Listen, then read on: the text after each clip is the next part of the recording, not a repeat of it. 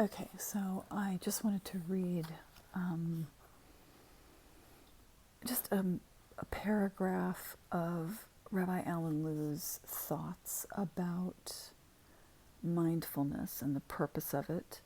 He was a practitioner of Zen Buddhism for many, many years and then became a rabbi in the conservative movement and integrated his Buddhist practice into his Judaism and into his congregation.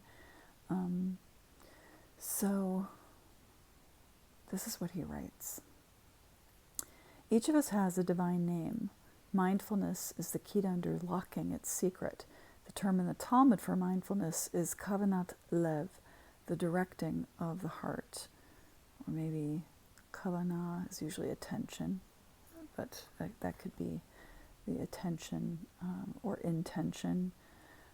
Real mindfulness comes about not by an act of violence against our consciousness, not by force, not by trying to control our consciousness, but rather by a kind of directed compassion, a softening of our awareness, a loving embrace of our lives, a soft letting be.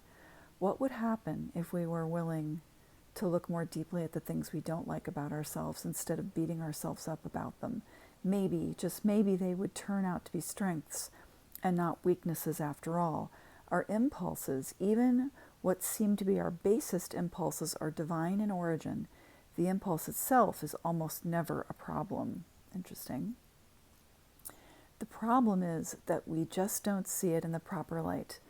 We have not become mindful of its true nature, and we act on it unconsciously and inappropriately. But the impulse itself is from God. I would say from God, from goodness. What is it about ourselves that we really hate? Would we do anything to change? And how is the very thing we hate our divine name? How might it express our purpose in life? The reason God brought us here. This is the kind of question we might spend our whole lives wrestling with, but if we turn a soft, loving eye on the thing we can't stand about ourselves and keep it there until the thing we can't stand falls away, this wrestling will become a loving embrace and our divine name will emerge in its stead. A friend of mine got a job promotion a number of years ago, and he told his friend in the days leading up to his taking the position that he was terrified and that he'd been in the bathroom throwing up because he was so scared. And his friend said, well, I can understand that. I'd be scared too. It's a big jump. You can do it, but it's scary to do these things. And my friend's comment about his own experience was, today it's not so much that I'm afraid that it's the problem, it's that I think I'm not supposed to be.